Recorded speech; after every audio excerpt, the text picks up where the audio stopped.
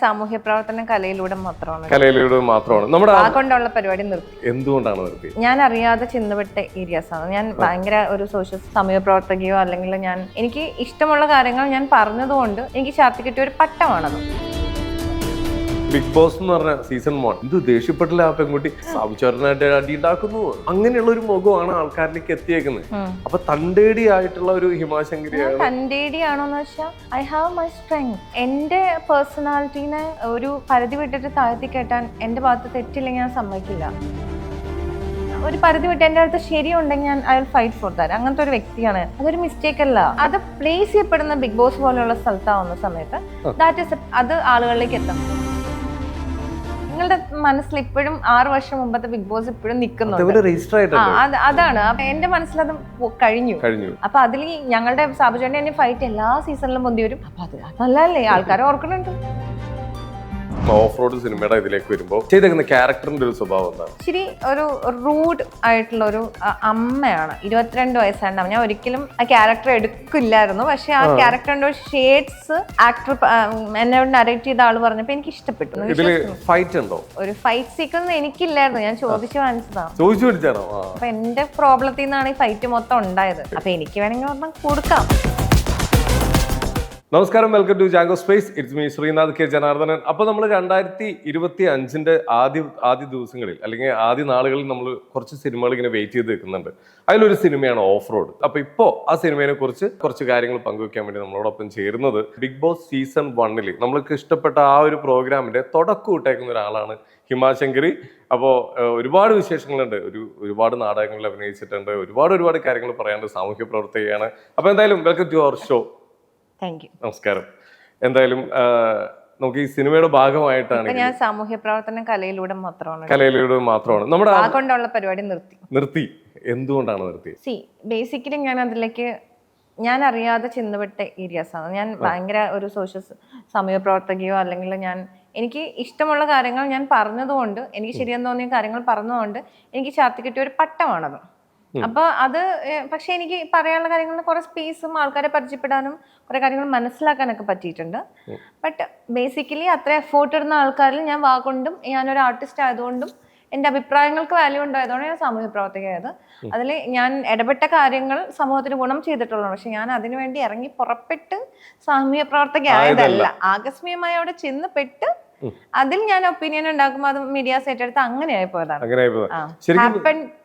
നമ്മള് ശരിക്കും പറഞ്ഞാൽ ഇപ്പൊ ചെയ്തേക്കുന്ന ഇപ്പൊ നേരത്തെ പറഞ്ഞ സാമൂഹ്യ പ്രവർത്തനം എന്നിപ്പോ പറയണെങ്കിൽ തന്നെ ആ ഇടപെട്ടിരിക്കുന്ന കാര്യങ്ങള് ഒരു സ്വന്തം കാര്യത്തിന് വേണ്ടിയല്ല, മറ്റുള്ളവർക്ക് വേണ്ടിയിട്ടാണ് ഇടപെട്ടിരിക്കുന്നത്. പക്ഷെ അതിൽ കൂടി ഒരുപാട് നല്ല കാര്യങ്ങളും കേട്ടിട്ടുണ്ട്. ഒരുപാട് ആൾക്കാർ ചീത്തയും കേട്ടിട്ടുണ്ട്. ശരിക്കും അപ്പൊ നമുക്ക് സ്വയം ഒരു ചിന്ത ഉണ്ടാവില്ലേ, ഞാൻ ചെയ്തത് എന്തായാലും ശരിയാണ്, അപ്പൊ പിന്നെ എന്തിനത് നിർത്തണം? അല്ല, അങ്ങനെയല്ല. അതായത് ഇപ്പൊ ഞാൻ ബേസിക്കലി ഒരു ആർട്ടിസ്റ്റ് എന്ന് പറഞ്ഞൊരു ലൈനിലായിരിക്കുന്ന സമയത്ത് അതിന് ഒരുപാട് ചുറ്റുവട്ടങ്ങളുണ്ട്. അവിടെ when I am open to all those things എന്ന് പറഞ്ഞാൽ അത് എനിക്ക് പോസിറ്റീവ് ആയില്ല. It's affecting my career. അത് വെറുതെ ആളുകൾക്ക് എൻ്റെ വർക്കിനേക്കാൾ ഉപരി എന്നെക്കുറിച്ച് സംസാരിക്കാനുള്ള സ്പേസ് ആണ് ഞാൻ ഉണ്ടാക്കി കൊടുത്തത് എന്ന് മനസ്സിലാക്കി. എനിക്ക് കുറച്ച് ടൈം എടുത്തു. പക്ഷെ അത് എനിക്ക് ഗുണം ചെയ്തിട്ടുണ്ട്, ഇല്ലെന്നല്ല.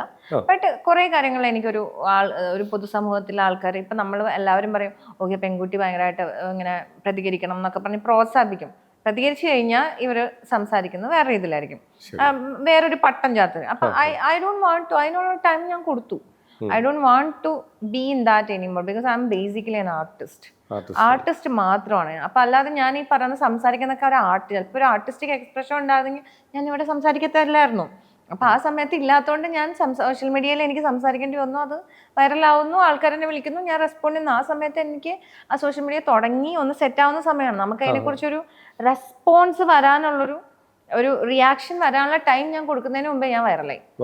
അപ്പൊ പിന്നെ but I M done with it. കാരണം ഇനി നമുക്ക് തോന്നില്ല ഒരു സമയത്ത് നമ്മൾ ഇപ്പൊ ഒരാളോട് സംസാരിച്ച് അല്ലെങ്കിൽ അവരോട് പടപൊരുതുമ്പോ ഒക്കെ നമുക്ക് ഉണ്ടാവുന്ന ഒരു ഊർജ്ജമുണ്ട്. I lose that enthusiasm to personal ലെവലിൽ. ഇത് നമ്മൾ ആരോട് ഫൈറ്റ് ആയിട്ടൊന്നും ഒരു കാര്യമില്ല. അതായത് ഫൈറ്റ് ചെയ്യല്ല വേണ്ടത്. ഇനി എന്തെങ്കിലും പറയാനുണ്ടെങ്കിൽ അത് ആർട്ടിലൂടെ പറയാന്നല്ലാതെ I don't have that enthusiasm to talk. And ഒരാളെ ഇപ്പോൾ നിങ്ങളിപ്പോൾ ഒരു വാഗ്വാദം ഉണ്ടാവുകയാണെങ്കിൽ ചിലപ്പോൾ ഞാൻ ഓക്കെ പണ്ടത്തെ ഞാൻ വിട്ടുകൊടുക്കത്തില്ല. ഇപ്പം നിങ്ങൾ ജയിച്ചു, കഴിഞ്ഞു എന്ന് പറഞ്ഞിട്ട് ഞാൻ ചിലപ്പോൾ ഒഴിഞ്ഞു മാറും. കാരണം എനിക്ക് I don't want to invest my energy in all that time is over and I lose that. ഇപ്പം എൻ്റെ എന്തൂസിയാസം ഇനി ബാക്കിയാണെങ്കിൽ ചിലപ്പോൾ ഞാൻ നിന്നേനെ. എനിക്ക് ആ എന്തൂസിയാസം ഇല്ല. ഇപ്പം ആ എന്തൂസിയാസം എന്ന് പറഞ്ഞാൽ മൊത്തം ആർട്ടിലാണ്. I want to work in my art. I don't want to എന്താണ് ഇങ്ങനെ അറിയപ്പെടേണ്ട എനിക്ക്. I want to be an artist എന്നുള്ളൊരു കലാസൃഷ്ടിയിലൂടെ മതി. അങ്ങനെ ഒരു മൈൻഡായി. ഇപ്പം മുമ്പത്തെ മൈൻഡ് എന്ന് പറയുന്നത് എനിക്കൊരു ഞാൻ ഒറ്റയ്ക്കും ഒരുപാട് കാര്യങ്ങൾ സ്ട്രഗിൾ ചെയ്തിട്ടുള്ളതുകൊണ്ട് തന്നെ ഐ ഹാഡ് ദാറ്റ് സോഷ്യൽ ആയിട്ടുള്ള കാര്യങ്ങളെ പുഷ് ചെയ്യുന്ന ഒരു സ്വഭാവം ഉണ്ടായിരുന്നു. നമ്മളിലേക്ക് വരുമ്പോൾ നമ്മൾ അതിന് റെസ്പോണ്ട്. അതും കഴിഞ്ഞു, സമയം കഴിഞ്ഞു. അതിന് മാക്സിമം ടൈം കൊടുത്തു, എഫേർട്ട് ഇട്ടിട്ടുണ്ട്. അതിന്റെ ഗുണങ്ങൾ ആൾക്കാർക്ക് ഉണ്ടായിട്ടുണ്ട്, എനിക്ക് അതിന്റെ പ്രശ്നങ്ങളും ഉണ്ടായിട്ടുണ്ട്, നല്ല ചീത്തയും ഉണ്ടായിട്ടുണ്ട്. I lost that enthusiasm. ഇപ്പോ ഹിമാശങ്കരി എന്നൊരു ഹിമാശങ്കരിയെ അടുത്തറിയാവുന്ന ആൾക്കാർക്ക് അറിയാം എന്താണ് ഹിമാശങ്കരി എന്ന്. പക്ഷെ ഒരു സാധാരണക്കാരനായ ഒരാളുകളുടെ മനസ്സിലുള്ള ഹിമാശങ്കരി നമ്മൾ സോഷ്യൽ മീഡിയയിലൂടെയും നമ്മുടെ ചാനൽ പരിപാടിയിലൂടെയും കാണുന്ന ആളുകളാണ്. ശരിക്കും പറഞ്ഞാൽ യഥാർത്ഥ ഹിമാശങ്കരിയെ ആണോ ആളുകൾക്ക് കിട്ടിയേക്കുന്നത്? ഇല്ല, അതിൽ അവരെ കുറ്റം പറയാൻ പറ്റില്ല. കാരണം എനിക്ക് തന്നെ കുറച്ച് നാൾ കഴിഞ്ഞിട്ടാണ് മനസ്സിലായത് ഞാൻ എങ്ങനെ മറ്റുള്ളവരിലേക്ക് എത്തിയത്. ഓക്കെ, അതായത് അതുകൊണ്ട് നമുക്ക് ആൾക്കാരുടെ അത്രയ്ക്ക് ഇങ്ങനെ കുറ്റം പറയാനും പറ്റത്തില്ല. കാരണം നമ്മൾ ചില സമയത്ത് ഇതെന്താ ഞാൻ ഇങ്ങനെ പെരുമാറുന്നത്, അല്ലെങ്കിൽ why I am taking this interest, അല്ലെങ്കിൽ എന്താണ് എനിക്ക് ഇങ്ങനെ ഒരു ഇൻട്രസ്റ്റ്. അല്ലെങ്കിൽ സാധാരണ ഒരു കുട്ടീനെ പോലെ അല്ലല്ലോ എൻ്റെ തോട്ട് പ്രോസസ് ഫ്രം ചൈൽഡ്ഹുഡ്. ഈ പ്രോബ്ലം എനിക്കും ഉണ്ടായിരുന്നു. അതുകൊണ്ട് മറ്റുള്ളവരെക്കാളും കൂടുതൽ പ്രവർത്തി എന്താ ഞാൻ ഇങ്ങനെയാണോ ഞാൻ തന്നെ എനിക്ക് ക്വസ്റ്റ്യൻ മാർക്ക് ഇട്ടായിരുന്നു. അതുകൊണ്ട് എനിക്ക് അതത്ര വലിയ പ്രോബ്ലം അല്ല. കാരണം പിന്നെ മാത്രമല്ല I know that I M A person, ഭയങ്കര ട്രൂത്ത്ഫുൾ ആയിട്ടുള്ള ഒരു പേഴ്സൺ ആണ്. എനിക്ക് ഒരിക്കലും ഒരാളോട് അനാവശ്യമായിട്ട് ഇടപെടാൻ പറ്റത്തില്ല. ആ ട്രൂത്ത്ഫുൾനെസ്സോടെ ഞാൻ ഇത്ര ഓപ്പൺ ആയിട്ട് കാര്യങ്ങൾ സംസാരിച്ചിട്ടുള്ള പോലും. അപ്പൊ അത് മിസ്ജഡ്ജ് ചെയ്യപ്പെടാം. അപ്പൊ ഞാൻ നോക്കുമ്പോൾ അങ്ങനെ പറഞ്ഞിട്ടുള്ള എല്ലാവരും മിസ്ജഡ്ജ് ചെയ്യപ്പെട്ടിട്ടുണ്ട്. It's okay. അപ്പൊ I make reasons to cope up with it. അതായത് സൊസൈറ്റി ആയിട്ട് ഇപ്പം ഞാൻ നേരത്തെ ഒരു ഇന്റർവ്യൂവിൽ പറഞ്ഞു, എനിക്ക് സൊസൈറ്റിയോട് എനിക്ക് അങ്ങനെ ഭയങ്കര സോഷ്യൽ നോളേജ് പ്രത്യേകിച്ചും കേരള സൊസൈറ്റിനെ കുറിച്ച് ഉണ്ടായിരുന്നില്ല. ഫ്രം ചൈൽഡ്ഹുഡ് ഞാനൊരു പുസ്തകപ്പുഴുവായിരുന്നു. I made a world of mind. അപ്പൊ അതിൽ സൊസൈറ്റിയുടെ തോട്ട് പ്രോസസ്സിന് എപ്പോഴും ചെറുപ്പം മുതലേ ഞാനൊരു വീട്ടിൽ നിന്ന് പോലും ഞാൻ അങ്ങനെ നോക്കുമ്പോൾ ഒരു വേറിട്ടൊരു പേഴ്സൺ ആയിരുന്നു. അപ്പൊ എനിക്ക് അങ്ങനെ അതാണ് എൻ്റെ നോർമൽ. അപ്പൊ ഇതെനിക്ക് വളരെ നോർമലാണ്. പിന്നെ ആൾക്കാർക്കാണ് അത് പ്രശ്നം. അതെ, ശരിക്കും ബിഗ് ബോസ് എന്ന് പറഞ്ഞ സീസൺ 1 എന്താണ് ആൾക്കാർക്ക് ബിഗ് ബോസ് എന്ന് മനസ്സിലാക്കി കൊടുത്ത ഒരു സീസണാണ് അത്. അതിൽ കൂടി കാണുമ്പോൾ എന്ത് ദേഷ്യപ്പെട്ടില്ല ആ പെൺകുട്ടി. ഇങ്ങനെയാണ് കാണിച്ചിട്ടിരിക്കുന്നത്. സാബുചേട്ടനായിട്ട് അടി ഉണ്ടാക്കുന്നു. അത് സാബുചേട്ടൻ എന്ന് പറഞ്ഞു കഴിഞ്ഞാൽ അവിടെ വിട്ടുകൊടുക്കാത്ത ഒരാളാണ്. അദ്ദേഹമായിട്ട് കട്ടയ്ക്ക് ഇന്ന് അടി ഉണ്ടാകുന്നു. അദ്ദേഹം പറഞ്ഞതിനൊക്കെ പുല്ല് വില കൽപ്പിക്കുന്നു. അപ്പൊ അങ്ങനെയുള്ള ഒരു മുഖമാണ് ആൾക്കാരിലേക്ക് എത്തിയേക്കുന്നത്. അപ്പൊ തന്റേടി ആയിട്ടുള്ള ഒരു ഹിമാശങ്കരിയാണ്. തന്റേടിയാണോന്ന് വെച്ചാൽ ഐ ഹാവ് മൈ സ്ട്രെങ്ത്.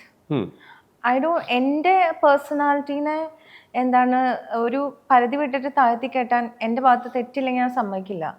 എന്നാൽ അത് ഇപ്പോഴത്തെ ഞാൻ ഒഴിവാക്കി വിടും. പക്ഷെ ഞാൻ ഒരു പരിധി വിട്ട് എന്റെ അടുത്ത് ശരിയുണ്ടെങ്കിൽ ഞാൻ I will fight for that. അങ്ങനത്തെ ഒരു വ്യക്തിയാണ്. അതൊരു മിസ്റ്റേക്ക് അല്ല. പക്ഷെ അത് പ്ലേസ് ചെയ്യപ്പെടുന്ന ബിഗ് ബോസ് പോലെയുള്ള സ്ഥലത്താവുന്ന സമയത്ത് അത് ആളുകളിലേക്ക് എത്താം. പക്ഷെ ഞാൻ മനസ്സിലാക്കുന്നത് വെച്ചാൽ അതിനിപ്പോ ഞാൻ അതിൽ ചെന്ന് പെട്ടല്ലോ, ഇനി എനിക്ക് അതിനെ കുറിച്ച് അങ്ങനെ സംസാരിക്കേണ്ട ആവശ്യമില്ല. Because I am ready for that and when there അല്ലേ. അപ്പൊ ഇപ്പൊ സബുജന പക്ഷെ എന്റെ സീസണിൽ ഐ തിങ്ക് വേറൊരു പെണ്ണും കേരള സൊസൈറ്റിയിൽ കൊടുക്കാത്തത്ര ഒരു എനർജി ഞാൻ അവിടെ കാണിച്ചു. അതായത് ഇങ്ങനെ സബുചേട്ടനെ പോലെ ഒരു മാച്ചോമാനെ ചലഞ്ച് ചെയ്യുന്ന ഒരാളാകുമ്പോൾ ഇറ്റ്സ് നോട്ട് ഈസി. അതിന്റെ ലെവൽ ഉയർന്നാൽ തന്നെ നടക്കത്തുള്ളൂ. അത് എനിക്ക് ഓൾറെഡി അങ്ങനെ ഒരു കപ്പാസിറ്റി ഉണ്ടായിരുന്നു. അപ്പൊ അതിന്റെ ഇടയിൽ എനിക്ക് കിട്ടിയ പുഷ് ബാക്സും മാച്ചോ ലെവൽ തന്നെയാണ്. പക്ഷെ ഞാൻ മനസ്സിലാക്കുന്ന അതിലും I have my strength in that. അതായത് എനിക്ക് ആ പ്രൗഡാണെന്ന് എന്താണെന്ന് വെച്ചാൽ എനിക്ക് പറയാനുള്ളതൊക്കെ ഞാൻ അവിടെ പറഞ്ഞിട്ടുണ്ട്. ഞാൻ ഓക്കെ ഇയാൾ പറഞ്ഞു കേട്ടിട്ട് ഞാൻ പിന്നാലെ പോയിട്ട് അപ്പുറത്ത് പോയി പറയാനല്ല ചെയ്തത്. ഐ എക്സ്പ്രസ് എനിക്ക് പറയാനുള്ളത് ഞാൻ പറഞ്ഞു. അതിൽ ചിലപ്പോൾ തെറ്റുണ്ടാവും, ചിലപ്പോൾ തോക്കാം, ജയിക്കാം, എനിക്ക് പറയാനുള്ളത്. പക്ഷെ ഞാൻ അവിടെ പറയാനുള്ള ധൈര്യം കാണിച്ചു. ഞാൻ ഒഴിഞ്ഞു മാറിയെന്ന് അപ്പുറത്ത് പോയിരുന്നായിട്ട് പിറുപിറുക്കല്ല ചെയ്തത്. എന്താണോ പറയാനുള്ളത് പറഞ്ഞു. മാത്രമല്ല ബിഗ് ബോസിൽ ഫുള്ള് ഞാൻ എടുത്ത ആഫ്റ്റർ എനിക്ക് അവിടെ ഉണ്ടായിട്ട് അതിൻ്റെ ഉള്ളിലുണ്ടായ റിയലൈസേഷൻ്റെ കഴിഞ്ഞിട്ട് ഞാൻ അതിൻ്റെ ഉള്ളിൽ എടുത്ത ഡിസിഷൻ എന്ന് പറയുന്നത് എന്താണെന്നറിയോ, എന്ത് മനസ്സിൽ വന്നാലും അതിവിടെ കഴിഞ്ഞിട്ട് പോയിക്കോളണം. ഞാൻ എന്നോട് പറഞ്ഞൊരു കണ്ടീഷനാണ്. ബിക്കോസ് എനിക്ക് മനസ്സിലായിട്ടുണ്ട് ഞാൻ അത് ക്യാരി ഫോർവേഡ് ചെയ്ത് I M carrying that devil inside me. I don't want that. അപ്പൊ എന്താണോ അവിടെ ഉള്ളത്, അവിടെ ഉണ്ടായിട്ടുള്ള ഇമോഷൻസ് ഐ ഷ്രെഡ് അവിടെ തന്നെ തീർത്തു. അപ്പൊ എന്താന്ന് വെച്ചാൽ അപ്പൊ എന്താണ് ഞാൻ അവിടെ നിന്നൊന്നും ക്യാരി ചെയ്യുന്നില്ല. അതായത് എന്റെ അവസാനം എന്നോട് പലരും പറഞ്ഞു, ഇത്രയും ഹിമയ്ക്ക് കുറെ പണികളൊക്കെ അവർ എഡിറ്റിംഗിൽ തന്നാണല്ലോ, why are you going in finals? എനിക്ക് പോകണം. എന്തിനാ പോകണമെന്ന് വെച്ചാൽ ഇത്രേ ഉള്ളൂ, എനിക്ക് ആ സ്പേസിനോടുള്ള എൻ്റെ ഒരു അറ്റാച്ച്മെന്റും കൂടി കട്ട് ചെയ്യണം അവിടെ. അതുകൊണ്ടാണ് ഞാൻ ഫൈനൽസിന് പോയത്. കാരണം എനിക്ക് ആ സ്പേസും ആ ആൾക്കാരോട്, അതായത് നമ്മൾ തുടങ്ങി വെച്ച നമ്മുടെ ബോഡി അല്ലെങ്കിൽ നമ്മൾ പിന്നെ അത് അവിടെ കിടക്കും. കാരണം ആ സ്പേസിനോട് ഞാൻ അറ്റാച്ച്ഡ് ആയിരുന്നു. ആ സ്പേസിന്റെ ഒരു കുറെ കാര്യങ്ങൾ, ആ പടത്തിനോടൊക്കെ ഞാൻ attach, I cut it off. അപ്പൊ ആ ഒരു ഞാൻ എന്നോട് പറഞ്ഞൊരു ഇതായിരുന്നു ഇത് ക്യാരി, കാരണം അത് എനിക്ക് മനസ്സിലായി അതിൻ്റെ ഉള്ളിൽ നമ്മൾ ക്യാരി ഫോർവേഡ് ചെയ്യരുത് എന്നുള്ളത് മനസ്സിലായതുകൊണ്ട് ഞാൻ അങ്ങനെയാണ് മെയിൻറ്റെയിൻ ചെയ്ത് മൈസെൽഫ്. അതിൽ എനിക്ക് problems still Bigg Boss is owning, you are asking after 6 years you are asking about Bigg Boss അല്ലേ. പക്ഷെ എന്നിട്ട് ഇപ്പോഴും പോയിട്ടില്ല. ബട്ട് ഞാൻ എൻ്റെ പ്രൊഫൈലിലൊന്നും ഇടാത്തതിനാണ് എനിക്ക് ബിഗ് ബോസ് എന്ന പേരിലല്ല ഞാൻ അറിയപ്പെടുന്നത്. അതുകൊണ്ട് I don't want to be in that. അപ്പൊ അതുകൊണ്ട് ഞാൻ ചിലപ്പോൾ എനിക്ക് 2ാം സീസൺ ആണെന്ന് വിളിച്ച് ചിലപ്പോൾ ഞാൻ പോരുന്നില്ല. ഫസ്റ്റ് സീസൺ ആയതുകൊണ്ടാണ് നമ്മള് അതെ. അപ്പൊ അത് പക്ഷെ it's okay, it's A part of my life. അതെനിക്ക് കാരണം അങ്ങനെ വരുമ്പോൾ ഇപ്പം അതിൽ നെഗറ്റീവ് മാത്രമല്ല എനിക്കുണ്ടാണ്, എനിക്ക് പോസിറ്റീവ് നന്നായിട്ടുണ്ടായിരുന്നു. ഒരുപാട് പേർക്ക് എന്നെ ഇഷ്ടമാണ്, ഒരുപാട് പേർക്ക് എന്നോട് എന്താണ് പറയാ ഒരു സ്നേഹമുണ്ട്, എന്നെ മനസ്സിലായിട്ടുള്ള ആൾക്കാരുണ്ട്. സോ അങ്ങനെ നോക്കുമ്പോൾ ബിഗ് ബോസിനോട് എനിക്ക് എന്താണ് പറയുക കടപ്പാടും ഉണ്ട്. പക്ഷെ I don't want to carry that. അതിനുള്ള എക്സ്പീരിയൻസിന്റെ പോസിറ്റീവ് മാത്രമേ ഞാൻ എടുത്തിട്ടുള്ളൂ. I didn't take that negative inside me. ആ ഇമോഷൻ ഞാൻ എടുത്തിട്ടില്ല. അപ്പൊ അതുകൊണ്ട് തന്നെ എനിക്ക് I don't want to explain more. Because മനസ്സിലായല്ലോ, അത് അവിടെ തീർന്നു. അതിനുശേഷം ലൈഫിലും ഞാനത് എടുക്കുന്നുള്ള ബിഗ് ബോസിന്റെ പേരിൽ ഒരൊറ്റ ഷോയിലും കണ്ടാണ് എന്നെ അതായത് അതിന് ഞാൻ പറഞ്ഞു, ഞാൻ ബിഗ് ബോസിന്റെ പേരിലാണ് ഞാൻ വരില്ല, ഇന്റർവ്യൂവിന് വരില്ല, എന്നെ വിളിക്കണം ഞാൻ പറഞ്ഞിട്ടുണ്ട്. കാരണം അതല്ല ഞാൻ എനിക്ക് അറിയാവുന്നതുകൊണ്ട്. അത് പിന്നെ ഇതൊരു ലൈഫല്ലേ, ഒരു കെട്ട് അവിടെ കിടന്ന അത് പിന്നെ എപ്പോഴെങ്കിലും കഴിഞ്ഞോളും. ഞാൻ ഇൻസ്റ്റയില് ടാഗിൽ കണ്ടായിരുന്നു ആർട്ടിസ്റ്റ്. എങ്ങനെ പറയാൻ ആർട്ടിസ്റ്റ് തന്നെയാണത്. ഇപ്പൊ ബിഗ് ബോസിന്റെ കാര്യം പറയണ തന്നെ ഇപ്പൊ അതില് ഏറ്റവും എനിക്ക് തോന്നുന്നു ഇപ്പൊ എല്ലാ ബിഗ് സീസണിലും ഞങ്ങളുടെ സീക്വൻസ് പൊന്തി വരും എപ്പോഴും. അതെ, അത് മാത്രമല്ല ഇപ്പോഴും ബിഗ് ബോസിനെ കുറിച്ച് പറയുമ്പോൾ സീസൺ ഫസ്റ്റ് അതാണ് ബിഗ് ബോസ് എന്ന് പറയുന്നത്. അപ്പൊ അന്ന് ഇപ്പോഴും ആളുകളുടെ ഇടയിലൊക്കെ ഒരു ചിന്താഗതി ഉള്ളത് സാബുചേട്ടന്റെ ശത്രുവാണ് അദ്ദേഹം, സാബുചേട്ടനായിട്ട് അടിയാണ്, ബഹളമാണ്, ഇങ്ങനെയായിരുന്നു. പക്ഷെ നല്ലൊരു ഫ്രണ്ടാണ്. എന്റെ ഫ്രണ്ട് എന്ന് വെച്ചാൽ ഞങ്ങൾ സാബു ചേട്ടനും ഞാനും ഉള്ള കെമിസ്ട്രി ഞാൻ ആദ്യമായിട്ട് അവിടെ വെച്ചിട്ടാണ് പരിചയപ്പെടുന്നത്. സാബു ചേട്ടനും കെമിസ്ട്രി എന്ന് പറയുന്നത് വെച്ചാൽ ഇപ്പോഴും ഞാൻ വല്ലപ്പോഴും ഒക്കെ വെരി റയറായിട്ട് നമ്മൾ സംസാരിക്കുന്ന സമയത്തും എന്തെങ്കിലും സാബു ചേട്ടൻ ഈ ടോപ്പിക്ക് പോയാൽ അടിയാവും, അതുകൊണ്ട് ഞാൻ സംസാരിക്കുന്നില്ല. അപ്പൊ ഞാൻ പറഞ്ഞു ശരി ഞാൻ അങ്ങനെ പറയുന്നു. ചിലപ്പോൾ നമ്മൾ ഉടക്കിയൊക്കെ പോകും. അതായത് തല്ലൊന്നുമല്ല, എന്തെങ്കിലും പറയുമ്പോൾ ഞാൻ ദേഷ്യപ്പെട്ട് കട്ട് ചെയ്ത് അത്ര തന്നെ ഉള്ളൂ. അതിലപ്പുറം ബിഗ് ബോസിനപ്പുറം വളർന്നിട്ടില്ല, ബിഗ് ബോസിനപ്പുറം എന്താണ് പറയാ ഇതായിട്ടില്ല. പക്ഷെ എന്നാ വല്ലപ്പോഴും ഒക്കെ മെസ്സേജ് ചെയ്ത് എന്താണെന്നൊക്കെ ചോദിക്കുന്ന ഒരു ലെവലിലുള്ള ഒരു ഫ്രണ്ട്ഷിപ്പ് എന്നാൽ വേണമെങ്കിൽ നമ്മൾ ഡെവലപ്പ് ചെയ്യാന്ന്. പക്ഷെ ഐ ഡിഡ്ന്റ് വാണ്ട് ദാറ്റ്. അത്രേ ഉള്ളൂ. ബിഗ് ബോസ് സീസൺ 1 ആരായിട്ടായിരുന്നു ഒരു മാനസികമായിട്ടൊരു അതിഥിയാണ്. പക്ഷെ ഞാൻ അതിഥി പക്ഷെ എന്താന്ന് വെച്ചാലേ നമ്മൾ പിന്നെ അടുത്തില്ലല്ലോ, ഇത് ഒരുപാട് ടൈമായി. നിങ്ങളുടെ മനസ്സിൽ ഇപ്പോഴും 6 വർഷം മുമ്പത്തെ ബിഗ് ബോസ് ഇപ്പോഴും നിൽക്കുന്നുണ്ട്. അതാണ്. അപ്പൊ എന്റെ മനസ്സിലത് കഴിഞ്ഞു, ഒരുപാട് കാലായി. അതായത് 6 വർഷമായി. ഇപ്പോഴും it's evergreen in you remember many things. അത് പ്രത്യേകിച്ച് സീസൺ 1 എല്ലാവരും ഓർക്കുന്നുണ്ട്, കണ്ട എല്ലാവരും അതൊരു എവർഗ്രീൻ ആയി തന്നെ വെച്ചിട്ടുണ്ട്. അപ്പൊ അതിൽ ഞങ്ങളുടെ സാബുചേട്ടൻ തന്നെ ഫൈറ്റ് എല്ലാ സീസണിലും പൊന്തി വരും. എല്ലാ സീസണിലും കുറെ ഫിലോസഫീസ് അതിനെ കുറിച്ചുണ്ടാവും. അടുത്ത സീസണിൽ അങ്ങനെ പറഞ്ഞു തുടങ്ങും. അപ്പൊ ഇറ്റ്സ് ലൈക്ക് ഒരു എവർഗ്രീൻ ആണത് ആ ഫൈറ്റ് എന്ന് പറഞ്ഞു. അപ്പൊ അത് നല്ലതല്ലേ, ആൾക്കാർ ഓർക്കുന്നുണ്ട്, ഓർക്കിട്ട് ഇനി അത് വേറൊരു ലെവൽ. അവൾ അങ്ങനെ അന്ന് ബിഗ് ബോസിൽ നിന്ന ആളാണ് ഇത് എന്ന് പറയാൻ ആയിക്കോട്ടെ. അപ്പൊ ഞാൻ അതിലേക്ക് പോയി. അപ്പൊ I have to carry that. അത്രേ ഉള്ളൂ. അപ്പൊ എന്തായാലും ഇപ്പൊ നമ്മൾ പറഞ്ഞു വരുമ്പോൾ ഒരുപാട് ആവശ്യമുള്ള കാര്യങ്ങൾക്ക് വേണ്ടി തന്നെ നമ്മൾ ഇറങ്ങി തിരിച്ചേക്കും. നമ്മളെ ഒരു കാര്യത്തിലേക്ക് ഇറങ്ങുമ്പോൾ അല്ലെങ്കിൽ ഒരു കാര്യത്തിന്റെ അഭിപ്രായം നമ്മൾ തുറന്നു പറയുമ്പോൾ ചുറ്റും നിൽക്കുന്ന വെളിച്ചത്തേക്ക് വരാതെ പുറകിൽ നിന്ന് പറഞ്ഞു എന്ന് പറയാൻ ഒരുപാട് ആൾക്കാരുണ്ടാവും. അങ്ങനെ ഒരുപാട് ആൾക്കാർ നമ്മൾ എന്തിനും കൂടെ ഉണ്ടാവും എന്ന് വിചാരിക്കും. പക്ഷെ അത് പറഞ്ഞു കഴിഞ്ഞിട്ട് ഇവരെല്ലാവരും ചുറ്റും കാണാത്തൊരവസ്ഥയൊക്കെ ഉണ്ടായിട്ടുണ്ടോ? അത് പറഞ്ഞു എന്ന് പറഞ്ഞാൽ ശരിക്കും പറഞ്ഞാൽ അതിനേക്കാളും കൂടുതൽ ഞാൻ പറയുന്നത് എനിക്ക് പറയാൻ തോന്നിയാൽ ഞാൻ പറഞ്ഞിട്ടുണ്ട്. പറയൂ. അത് ചുറ്റും നിൽക്കുന്നവരെ നോക്കിയിട്ടല്ല. അത് പറയണ്ടെന്ന് പറയുന്ന ആൾക്കാർ ചിലർ പറയുമ്പോൾ നീയല്ലേ പറയുന്നത്, നീ പറയാതിരിക്കാൻ പറഞ്ഞാൽ പറയില്ലാതിരിക്കില്ലല്ലോ, ഒന്ന് പോയി പറഞ്ഞോ എന്നൊക്കെ പറയുന്ന ആൾക്കാർ, എന്നെ അറിയാവുന്ന ആൾക്കാർ. പക്ഷെ ഇതുവരെ ഞാൻ അഭിപ്രായം പറഞ്ഞിട്ട് ഞെട്ടിയിട്ടുണ്ട് വലിയ സദസ്സിൽ ആൾക്കാർ. പക്ഷെ അത് മനഃപൂർവ്വം പറയുന്നില്ല, അത് വളരെ സത്യസന്ധമെന്ന് ആരും പറയാൻ പറ്റാത്ത സാധനങ്ങളാണ് ഞാൻ പറഞ്ഞിട്ടുള്ളത്. അത് എക്സ്പ്ലെയിൻ ചെയ്യാൻ പറ്റില്ല. അല്ല, അത് ഞാൻ വീണ്ടും എടുത്തിടും എന്തിനാണ്. അങ്ങനെയൊക്കെ ഉണ്ടായി. പക്ഷെ mostly I never had A bad thing around my opinions. അത് ഇപ്പൊ ഞാനൊരു ട്രെയിനറാണ്, ആക്ടിങ് ട്രെയിനറാണ്. ഞാനിങ്ങനെയൊക്കെ ഒപ്പീനിയനൊക്കെ പറയുകയും ഡീലെയും ചെയ്യുന്ന ഒരാളായതുകൊണ്ട് തന്നെയാണ് I can teach them in A different level. അപ്പൊ എനിക്ക് അവരുടെ അടുത്ത് ആ ഒരു ഓപ്പൺനെസ് ഉണ്ട് എന്റെ സംസാരത്തില്. ഇപ്പൊ ഇന്റർവ്യൂലുണ്ടോന്ന് എനിക്കറിയില്ല, പക്ഷെ I have that with me when I work. അപ്പൊ അത് മനസ്സിലായി. ഈ ലൈഫിൽ എന്തിനോടാ പേടിയുള്ളത്? എന്തായാലും പെറ്റ്സിനോടൊന്നും പേടിയില്ലെന്ന് മനസ്സിലായി, അതിനൊക്കെ ഇഷ്ടമാണെന്നും മനസ്സിലായി. എന്തിനോടാ പേടിയുള്ളത്? എനിക്ക് ഇതുവരെ അങ്ങനെ, ഞാൻ ചെറുപ്പം മുതലേ അമ്മ പറഞ്ഞുള്ള കഥകളിലൊക്കെ പേടിയൊക്കെ, ഇപ്പൊ നമ്മൾ പറയില്ലേ ഈ മരണത്തിനെ കുറിച്ചൊക്കെ ചെറുപ്പത്തിലൊക്കെ പേടി തോന്നില്ലെന്നു എല്ലാവർക്കും തോന്നും. അപ്പൊ ഒരു ദിവസം ഞങ്ങളുടെ താഴത്തെ വീട്ടിലൊരു ചേച്ചി സൂയിസൈഡ് ആയിട്ട് അവിടെ ചെന്നപ്പോ ഞാൻ നോക്കി നിൽക്കുക, എനിക്ക് പേടി തോന്നിയില്ല. ഇങ്ങനെ കത്തി ഒരു മോശമായിട്ടുള്ള അവസ്ഥ ഞാൻ അപ്പൊ ഞാൻ വെച്ചാൽ എനിക്ക് പേടി തോന്നാത്തത്. അപ്പം മുതൽ ഞാൻ എന്നെ കുറിച്ചത് എന്താണ് ഇത് പേടി ഇല്ലാത്തത്, അങ്ങനെ ക്വസ്റ്റ്യൻ ഇട്ടുകൊണ്ടിരിക്കും. അപ്പൊ ഞാനാണെങ്കിൽ എൻ്റെ അമ്മ പറയും, ഇവക്കാണെങ്കിൽ എവിടെ പോയിട്ട് എന്ത് ചെയ്യാനും പേടിയില്ല, എന്നോട് അവിടെ പോയിട്ട് ഒരു കാര്യം ഞാൻ ചെയ്തിട്ടോ എൻ്റെ അമ്മോട് പറയും. അങ്ങനത്തെ ഒക്കെ ഒരാളാണ് ഞാൻ. അപ്പൊ അതുകൊണ്ട് അവർക്കും അറിയാം ഞാൻ എവിടെ പോയാലും. ഇപ്പൊ കാശിക്ക് പോകുന്നു പറഞ്ഞപ്പോ തിരിച്ചു വരുമോ എന്നൊരു ചോദ്യം മാത്രമേ എൻ്റെ അമ്മ ചോദിച്ചുള്ളൂ. അപ്പൊ ഞാൻ പറഞ്ഞു വരുമെന്ന് പറഞ്ഞപ്പോ പൊക്കോ. അപ്പൊ അത്രയ്ക്ക് എൻ്റെ അമ്മയ്ക്ക് എന്നെ കുറിച്ച് ധൈര്യമുണ്ട്.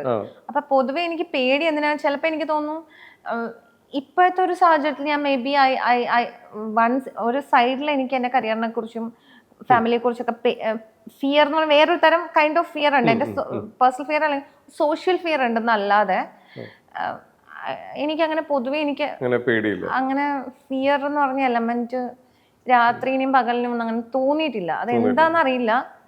അത് പെട്ടെന്ന് ഒരാള് എന്നെ ചിലപ്പോ പേടിപ്പിച്ച വളരെ ചെറിയ ടൈമിൽ ഞാൻ ചിലപ്പോ ഞെട്ടത്തുള്ളൂ. ചിലപ്പോ ഭയങ്കര ആകസ്മികം, അല്ലാതെ ഞാൻ ഇട്ടൂല. അങ്ങനെയൊക്കെ ഒരു അപ്പൊ എനിക്കറിയില്ല എനിക്ക് എന്തിനാണ് പേടിയെന്ന്.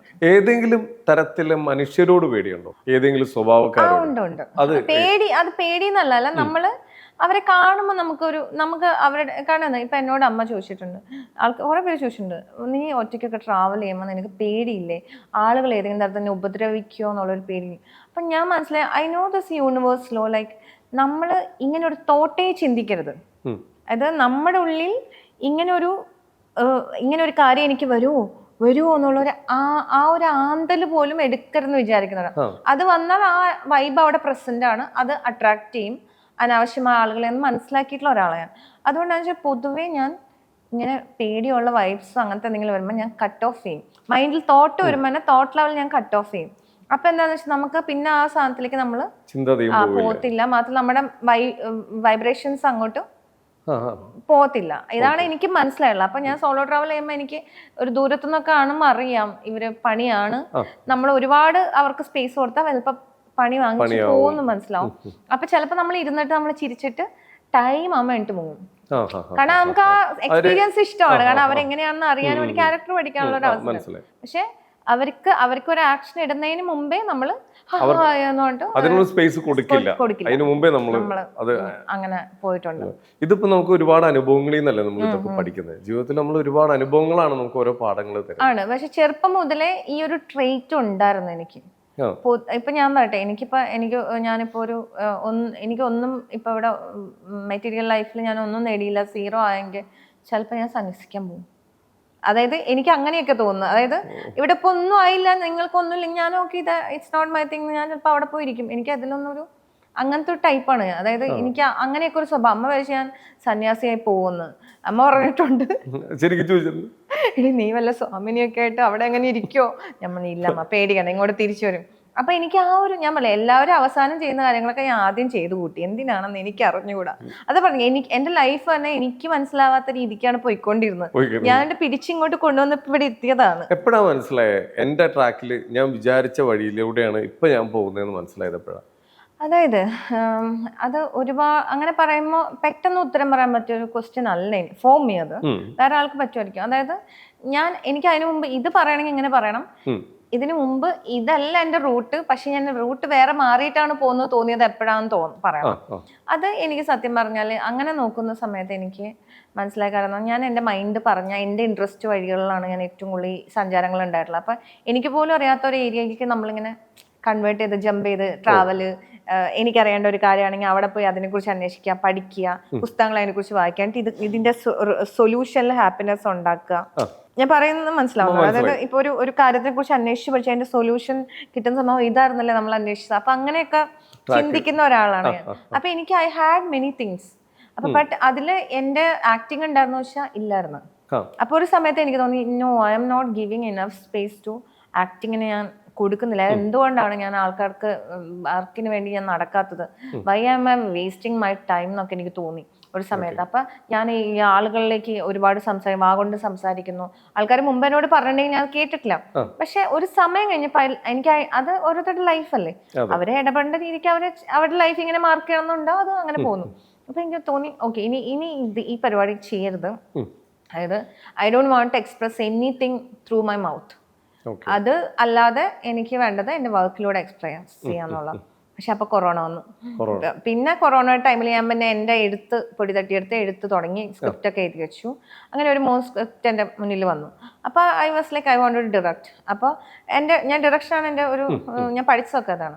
അപ്പൊ അങ്ങനെ കുറച്ച് നാൾ പോയി. അപ്പൊ പിന്നെ ആക്ടിങ് സൈഡ് വീണ്ടും വന്നു തുടങ്ങി. ഓക്കെ, ഞാൻ ട്രാക്കിൽ കയറി. പക്ഷെ നല്ല വർക്കുകൾ വന്നിട്ടില്ല. നല്ല വർക്ക്സ് ഉണ്ട്, പക്ഷെ അത് ഒരു പ്രോപ്പറായ രീതിയിൽ ആളുകൾക്ക് എത്തിയിട്ടില്ല. വൺസ് അത് നമ്മൾ ഏതെങ്കിലും ഒരു വർക്ക് ബ്രേക്ക് ആകുമ്പോൾ ഇതൊക്കെ ചർച്ചയാവും. അങ്ങനത്തെ വർക്കുകളാണ് ഞാൻ ചെയ്തിട്ടുള്ളതൊക്കെ. അപ്പൊ എല്ലാവർക്കും ടൈം എന്ന് പറയുന്ന ഒരു സാധനമുണ്ടല്ലോ. അപ്പൊ ഞാൻ അതിനെ വളരെ മനോഹരമായ അർത്ഥത്തിൽ മനസ്സിലാക്കുന്നുണ്ട്. കാരണം I don't have that regrets over my life. Because എൻ്റെ എക്സ്പീരിയൻസസ് കിട്ടിയ എൻ്റെ ഒരു തോട്ട് പ്രോസസ്സുകൾ എൻ്റെ വർക്കിൽ എന്നെ സ്ക്രിപ്റ്റിൽ ഹെൽപ്പ് ചെയ്തിട്ടുണ്ട്. ഞാൻ ആൾക്കാരെ ഡീൽ ചെയ്യുമ്പോൾ ഹെൽപ്പ് ചെയ്തിട്ടുണ്ട്. പിന്നെ ഇപ്പൊ നെഗറ്റീവ്സ് തന്നെ ഹെൽപ്പ് ചെയ്തിട്ടുണ്ട്. കാരണം വളരെ അനാവശ്യമായ ആൾക്കാർ എൻ്റെ അടുത്തേക്ക് വരത്തില്ല. എനിക്കത് ഈസി കട്ടാണ്, ഹാൻഡിൽ ചെയ്യാൻ പറ്റും. അപ്പോൾ അതും എനിക്ക് എളുപ്പമാണ്. കാരണം അങ്ങനെ അപ്പൊ എല്ലാത്തിനും ഒരു പോസിറ്റീവ് സൈഡും ഒരു നെഗറ്റീവ് സൈഡും ഉണ്ട്. അപ്പൊ നമ്മൾ പോസിറ്റീവ് സൈഡ് നമ്മൾ അതിനെ അംഗീകരിക്കുന്നു, അതിനെ അനുഭവിക്കുന്നു. നെഗറ്റീവ് സൈഡ് നമ്മൾ അംഗീകരിച്ചേ പറ്റൂ. ഇതിന്റെ അപ്പൊ അത് ഷിഫ്റ്റ് ചെയ്യാൻ നോക്കുക എന്നുള്ളത് മാത്രമേ, അത്രേ ഉള്ളൂ ലൈഫിൽ. ഒരു കാര്യം കൂടി, നമ്മുടെ ഇപ്പൊ ഒരുപാട് ട്രോളുകളും കാര്യങ്ങളും ഒരുപാട് ആരോപണങ്ങളൊക്കെ വന്നതില് വിഷമിക്കാതെ ഇങ്ങനെ മീൻസ് ആരോപണമല്ല, സോറി, ഞാൻ പറഞ്ഞു വന്നത്, ഇപ്പൊ ഒരുപാട് ആൾക്കാർ പല രീതിയിൽ ഇപ്പൊ ജഡ്ജ് ചെയ്യപ്പെടുന്നുണ്ട്. ഇതില് കേട്ടിട്ട് വിഷമോ ദേഷ്യമോ ഇതൊന്നും തോന്നാതെ ചിരി വന്ന കാര്യങ്ങൾ എന്തെങ്കിലും ഉണ്ടോ? എനിക്ക് പൊതുവെ ഞാൻ ഈ കമന്റ്സ് ഒക്കെ വായിക്കുമ്പോഴേ ഭയങ്കര സീരിയസ് ആയിട്ട് ഞാൻ മറുപടിയൊക്കെ കൊടുക്കണം. തെറി വിളിക്കത്തില്ല ഞാൻ, പക്ഷെ നല്ല വേർഡ്സിലെ മറുപടി ഞാൻ ഇരുന്ന് ചിരിക്കുമായിരിക്കും. എന്നിട്ട് ഞാൻ പിന്നെ ഒരു പണി കൊടുത്തേക്കുന്നു. അങ്ങനെയൊക്കെ പണ്ട്, അതായത് I had that smile in me. പിന്നെ ചില കമന്റ്സ് നമുക്ക് ഹേർട്ട് ആവുന്ന ചിലതുണ്ട്. സ്റ്റിൽ അവരുടെ മൈൻഡ് സെറ്റ് അനുസരിച്ച് പിന്നെ നമുക്ക് പ്രെഡിക്റ്റ് ചെയ്യാൻ പറ്റുമായിരുന്നു. ഒരാൾ ഈ കമന്റ് ഇട്ടാൽ ഇയാൾ എങ്ങനെയാണെന്നുള്ളത് നമ്മളിങ്ങനെ പ്രെഡിക്റ്റ് ചെയ്യും. ഇയാളുടെ എന്നിട്ട് ഞാൻ പ്രൊഫൈൽ എടുത്ത് നോക്കുമ്പോൾ വെറുതെ അല്ല. അപ്പൊ ഇങ്ങനെയൊക്കെ കുറെ സാധനങ്ങളൊക്കെ. അപ്പൊ ഞാൻ അതിലൊരു എന്റർടൈൻമെന്റ് കണ്ടെത്തി. എനിക്ക് മനസ്സിലായി, ഈ പരിപാടി നിർത്തിക്കോ ഹിമ, അതായത് നീ ഇതിലൊക്കെ എന്റർടൈൻമെന്റ്, നിന്റെ ടൈം മൊത്തം കൊടുക്കുകയാണ്, എന്തിനാണ് ഈ പരിപാടി ചെയ്യണമെന്ന് ഞാൻ തന്നെ കട്ട് ചെയ്തിട്ടുണ്ട്. കാരണം നമ്മളൊരു കമന്റ് ബോക്സ് വായിക്കാൻ നമ്മുടെ എത്ര ടൈമാണ് പോകുന്നത്. അപ്പൊ ഞാൻ TV പോലും ഞാൻ മര്യാദയ്ക്ക് കാണാത്ത ഒരാളാണ്. അപ്പൊ I don't want to be addicted in anything. അപ്പൊ അങ്ങനെ ഞാൻ കേട്ടേക്കുന്ന ഒരു കാര്യമാണ്, കല്യാണം കഴിഞ്ഞു കുട്ടികളുണ്ട്, എന്തൊക്കെയോ. ഞാൻ ഡിവോഴ്സ് ആണ്, കല്യാണം കഴിഞ്ഞു, കൊച്ചുണ്ട്. പിന്നെ എന്താണ് പറയാ, ഞാൻ കല്യാണം ഇതുവരെ കഴിച്ചിട്ടില്ല. എന്താണ് ഞാൻ ഡിവോഴ്സ് അല്ല. എന്റെ ഭർത്താവ് എന്ന് പറഞ്ഞ ആരെങ്കിലും ഇതുവരെ എനിക്ക് ഭർത്താവാക്കാൻ പറ്റിയ ഒരാളെ എന്താണ് ഞാൻ കണ്ടിട്ടില്ല. അതായത് അല്ല, അങ്ങനെയല്ല പറഞ്ഞേ, എന്റെ ഒരു ടൈപ്പ് ഓഫ് ഒരു ഉണ്ടായിരിക്കാം, പക്ഷെ ഞാൻ അവരെ ക്ലോസ് പരിചയപ്പെട്ടിട്ടില്ല. ഉണ്ടാവില്ലെന്നല്ല ഞാൻ പറഞ്ഞത്. പക്ഷെ എനിക്ക് ഇയാളുടെ കൂടെ ജീവിക്കണം, അല്ലെങ്കിൽ എൻ്റെ എനിക്ക് ഇയാൾ മതി എന്നൊക്കെ തോന്നുന്ന നമുക്ക് തോന്നൂലേ. ഇയാളിൽ ഞാൻ ഓക്കെ, എൻ്റെ എല്ലാ കാര്യങ്ങളും എൻ്റെ ലൈഫിൽ ഞാൻ ആഗ്രഹിക്കുന്ന കുറേ ആഗ്രഹങ്ങളുള്ളിൽ എൻ്റെ കൂടാം ഇയാൾക്കെന്നുള്ള ഫീല് തോന്നിയ ഒരാളെ ഞാൻ കണ്ടിട്ടില്ല.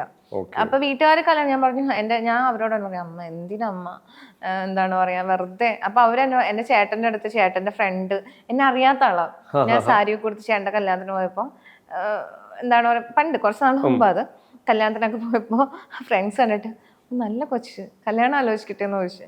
ചേട്ടൻ എടാ അത് ഹിമയാടാ ചേട്ടാ താങ്ക് യു. അതായത് അവർക്കൊക്കെ, അതായത് പക്ഷെ അവർ എനിക്കൊരു ഫ്രീഡം തന്നിട്ടുണ്ട്. അതായത് നീ നിന്റെ രീതിക്കാണ് നോക്കുന്നത്, നിന്റെ ലൈഫ് എങ്ങനെയായാലും അത് നീ തന്നെയാണ് കൊണ്ടുപോയത്, അപ്പൊ അതില് ഉത്തരവാദിത്വം നിനക്ക് തന്നെയാണ്. അപ്പൊ അതിലിപ്പോ നശിച്ചാലും നന്നായാലും അപ്പൊ നമ്മൾ ശ്രമിക്കുന്ന, എനിക്ക് അതിന്റെ കുഴപ്പങ്ങളും ഉണ്ട് കേട്ടോ, ഇല്ലെന്നല്ല, എനിക്ക് പ്രോബ്ലംസ് നന്നായിട്ട് ഉണ്ടായിട്ട് ഇപ്പോഴും ഉണ്ട്, ഇഷ്യൂസ് വന്നിട്ടുണ്ട്, വർക്കില്ലാത്തതിന്റെ പ്രശ്നങ്ങൾ വന്നിട്ടൊക്കെ ഉണ്ട്. പക്ഷെ സ്റ്റിൽ ഐ എം തിങ്കിങ് ഇതെല്ലാം നമ്മൾ എന്തിനാണ് തരുന്നത്, നമ്മൾ പഠിക്കാനാണ്. നമ്മുടെ ഉള്ളിൽ നമുക്കൊരു സ്പേസ് ഉണ്ട് എന്തിന്, അതായത് okay this life is like this because of this. അത് കഴിഞ്ഞ് നമ്മൾ മുന്നോട്ട് പോകുമ്പോൾ നമ്മൾ കംപ്ലീറ്റ് പവറിലാണ് ബാക്കിയൊക്കെ ചെയ്യാനായിട്ട്. അപ്പൊ അതിനു മുമ്പ് ഇതെല്ലാം പണി തരും പഠിക്കാൻ വേണ്ടിട്ട്. അപ്പൊ അതിന്റെ ഒരു പഠനമൊക്കെ കഴിഞ്ഞ് ഏകദേശം ഇപ്പൊ അങ്ങനത്തെ ഒരു സെറ്റപ്പിലാണ് ഇപ്പൊ ഉള്ളത്. ഒറ്റ കാര്യം കൂടി ചോദിക്കട്ടെ, എങ്ങനെയുള്ള ഒരു ആളെയാണ് കല്യാണം കഴിക്കാൻ ആഗ്രഹിക്കുന്നത്? ഐ തിങ്ക് എനിക്കറിയില്ല. I think he should be, അങ്ങനെയല്ല ഞാൻ പറഞ്ഞ ട്രാവലർ ആയിരിക്കണം. ഒരു സ്പിരിച്വൽ ആയിട്ട്, means religiously I want the spiritual pull in him. അതായത് നമ്മൾ പറയുന്ന കാര്യങ്ങൾ ബുൾഷിറ്റ് അല്ല എന്ന് തോന്നരുത്, അങ്ങനത്തെ ഒരാള്. പിന്നെ അത്ര മതി, മിനിമം. ഈ ക്വാളിറ്റിയുള്ള ആളെ കണ്ടിട്ടുണ്ട്, പക്ഷെ അത് എന്റെ കൂടെ നടക്കാൻ പറ്റിയ ആളെ കണ്ടിട്ടില്ല. ഓക്കെ, എന്തായാലും കാണാൻ പറ്റട്ടെ, അത്രയും പെട്ടെന്ന് അതിലേക്ക് എത്തട്ടെ. എന്തായാലും ഈ ഇന്റർവ്യൂ കാണുമ്പോൾ എന്തായാലും ഒരുപാട് ആൾക്കാർ ഞാൻ അങ്ങനെയുള്ള ഒരാളാന്ന് പറഞ്ഞിട്ട് വരും. അല്ല വന്നിട്ട് കാര്യമല്ലോ, കുറച്ച് കഴിഞ്ഞാൽ നമുക്ക് ആ ഒരു കണക്റ്റും കൂടി ഫീൽ ചെയ്യണ്ടേ, ഒരു എനർജി കണക്ട്. നമ്മൾ അവിടെ ഇരിക്കുന്ന സമയത്ത് അയാളെ നമുക്ക് അൺഅവോയ്ഡബിൾ ആണെങ്കിൽ, അങ്ങനെ ഒരാളുണ്ടെങ്കിൽ ഉറപ്പായിട്ടും വരും. എന്തായാലും വരട്ടെ, എത്രയും പെട്ടെന്ന് വരട്ടെ. നമുക്ക് പറയുകയാണെങ്കിൽ, വിശേഷങ്ങൾ പറയണമെങ്കിൽ ഹിമയായിട്ട് സംസാരിച്ചു തുടങ്ങി കഴിഞ്ഞാൽ ഒരുപാട് കാര്യങ്ങൾ ഇവിടെ കൊണ്ടൊന്നും നിൽക്കില്ല, ഈ ഒരു ഇന്റർവ്യൂ കൊണ്ടൊന്നും നിൽക്കില്ല. ഞാൻ സംസാരിച്ചു തുടങ്ങി കഴിഞ്ഞാൽ മണിക്കൂർ പോകുന്നത് അറിയില്ല. എന്തായാലും സമയമുണ്ടെങ്കിൽ ഞങ്ങളുടെ ഒരു സെപ്പറേറ്റ് ഇന്റർവ്യൂ കൂടി വേറെ വരുന്നതായിരിക്കും. ബാക്കി ശേഷം 2 എന്നൊക്കെ പറയുന്നുണ്ട്. ഒറ്റ കാര്യം കൂടി ചോദിക്കട്ടെ, ഇപ്പൊ നമ്മുടെ സിനിമ ഓഫ് റോഡ് സിനിമയുടെ ഇതിലേക്ക് വരുമ്പോൾ ചെയ്തേക്കുന്ന ക്യാരക്ടറിന്റെ ഒരു സ്വഭാവം എന്താണ്? അത് വേണമെങ്കിൽ ലൈറ്റ് ബിഗ് ബോസ് ഉണ്ടെന്ന് പറയാം, പക്ഷെ ഒരു അങ്ങനെയല്ല പറഞ്ഞ. ബിഗ് ബോസ് എന്ന് പറഞ്ഞൊരു ഇച്ചിരി ഒരു റൂഡ് ആയിട്ടുള്ള ഒരു അമ്മയാണ്. 22 വയസ്സാണ്ടാവും. ഞാൻ ഒരിക്കലും ആ ക്യാരക്ടർ എടുക്കില്ലായിരുന്നു, പക്ഷെ ആ ക്യാരക്ടറിന്റെ ഷെയ്ഡ്സ് ആക്ടർ എന്നോട് നരേറ്റ് ചെയ്ത ആള് പറഞ്ഞപ്പോ എനിക്ക് ഇഷ്ടപ്പെട്ടു. അതായത് കുറെ ഷെയ്ഡ്സ്, അതായത് ആ ക്യാരക്ടറിന്റെ ഷെയ്ഡ്സിൽ കുറെ ഞാൻ ഇതുവരെ ചെയ്യാത്ത ഒരു സാധനം കിടപ്പുണ്ട്. അപ്പൊ ഞാൻ ചോദിച്ചു, എന്താ ഒരു നടിക്ക് പ്രായമുള്ള റോൾസും ചെയ്യാം, പ്രായം കുറഞ്ഞ റോൾസും ചെയ്യാം. അപ്പൊ എന്നെക്കാളും മെച്ചൂരിറ്റി തോന്നുന്ന ഒരു റോളാണെങ്കിലും ഇറ്റ്സ് മൈ, എനിക്ക് ഏജ് ട്രാവൽ ഇഷ്ടമാണ്. എനിക്ക് ഏജ് ട്രാവൽ അങ്ങോട്ടും പോവാം ഇങ്ങോട്ടും പോവാന്നുള്ളതാണ് എൻ്റെ ഒരു തിയറി. അപ്പൊ ഏജ് ട്രാവൽ, ഏജിൽ ഞാൻ വിശ്വസിക്കുന്നില്ല. അപ്പൊ ഞാൻ ചോദിച്ചു എന്തുകൊണ്ട് എനിക്ക് 75 വയസ്സ് ഒരു ക്യാരക്ടറാണ് ചെയ്തൂടെ. അപ്പം ഒരു കോളേജ് അങ്ങനെയൊക്കെ നമുക്ക് ബോഡി ഒന്ന് മെയിൻറ്റെയിൻ ചെയ്താൽ പറ്റും. അപ്പൊ ഞാൻ ചെയ്യാമെന്ന് ചോദിച്ചു. അപ്പൊ പക്ഷെ അത് നല്ല എക്സ്പീരിയൻസ് ആയിരുന്നു. എനിക്ക് ആ ക്യാരക്ടർ നന്നായി ചെയ്യാൻ പറ്റി. ഒരു ഫൈറ്റ് സീക്വൻസ് എനിക്കില്ലായിരുന്നു, ഞാൻ ചോദിച്ചു വാങ്ങിച്ചതാണോ? എന്തായാലും ഇതിന്റെ ലൊക്കേഷനിൽ ഉണ്ടായിരുന്ന ആളുകളും പലരും അതിനെ കുറിച്ച് അഭിപ്രായം പറഞ്ഞിട്ടുണ്ട്. ഇത് തിയേറ്ററിൽ കാണുന്ന ഒരു സാധനം തന്നെയാണ്. എനിക്ക് അറിയില്ല അത്. ഞാൻ ആ സത്യം പറഞ്ഞ ആ ഫൈറ്റിന്റെ മാസ്റ്റർ വന്ന സമയത്ത് എനിക്ക് എങ്ങനെയാണ്, ഗുരുക്കളാണ്, അഷ്റഫ് ഗുരുക്കൾ. വന്ന സമയത്ത് ഞാൻ ഒരു ഫൈറ്റ് ചെയ്യുന്നതാണ്. അപ്പൊ എന്റെ പ്രോബ്ലത്തിൽ നിന്നാണ് ഈ ഫൈറ്റ് മൊത്തം ഉണ്ടായത്. അപ്പൊ എനിക്ക് വേണമെങ്കിൽ ഒരെണ്ണം കൊടുക്കാം, പക്ഷെ അതിൽ എഴുതിയിട്ടില്ല. അപ്പൊ ഞാൻ നൈസായിട്ട് എന്താണ് പറയാ, അസോസിയേറ്റിന്റെ അടുത്ത് ചോദിച്ചു എനിക്ക് ഒരു സീൻ. അപ്പൊ ഗുരുക്കളുടെ അടുത്ത്, അപ്പൊ ഗുരുക്കൾക്ക് കഥ അധികം പിടിയില്ലാത്തതുകൊണ്ട് ഗുരുക്കൾ എൻ്റെ അടുത്ത് അയ്യോ അത് എങ്ങനെ ശരിയാവും. അപ്പൊ ഞാൻ ഡയറക്ടറോട് ചോദിക്കും, ഡയറക്ടർ അങ്ങനെ ഒറ്റ ചവിട്ടിട്ടി കിട്ടിയല്ല കൊടുത്ത് ഓക്കെ എന്തായാലും ചെയ്യാൻ കിട്ടി. മലയാള ഇൻഡസ്ട്രിയിലെ മുഖച്ഛായ മാറ്റുന്ന ചവിട്ടാവട്ടെ അത്. ഇനി ഒരുപാട് ഇത് ഒരുപാട് പേര് ഇതിൽ ഞാൻ ശരിക്കും പറഞ്ഞാൽ ഡബിങ്ങിന് മാത്രമല്ല അതിന്റെ എഫക്ട് ഇട്ടിട്ടോ ഞാൻ കണ്ടിട്ടില്ല. അപ്പൊ ഞാനും ആ തിയേറ്ററിൽ കാണാൻ വേണ്ടി വെയിറ്റ് ചെയ്യണം. എന്തായാലും ഞങ്ങൾ എല്ലാവരും വെയിറ്റ് ചെയ്യുന്നതാണ്. ആ ചവിട്ട് ഞാൻ എന്തായാലും കാണണം. ഇനി എന്താ പറയാ, ഇനി വരുന്ന തലമുറയ്ക്ക് ഒരുപാട് വിശേഷങ്ങൾ പറയാൻ പറ്റുന്ന ഒരു ഭാഗമായി മാറട്ടെ ഈ സിനിമയിലൂടെ. എന്തായാലും എല്ലാവിധ ആശംസകളും. നേരത്തെ പറഞ്ഞ പോലെ ജീവിതത്തിൽ ഒരുപാട് വിജയത്തിലേക്ക് എത്തട്ടെ. നേരത്തെ പറഞ്ഞ പോലത്തെ ഒരു ട്രാവലർ എത്രയും പെട്ടെന്ന് കണ്ടെത്തട്ടെ. എല്ലാവിധ കിട്ടിയില്ലെങ്കിലും കുഴപ്പമൊന്നുമില്ല. ഞാൻ ഇങ്ങനെയൊക്കെ പോയിക്കോളാം. Thank you. ശരി, ബൈ.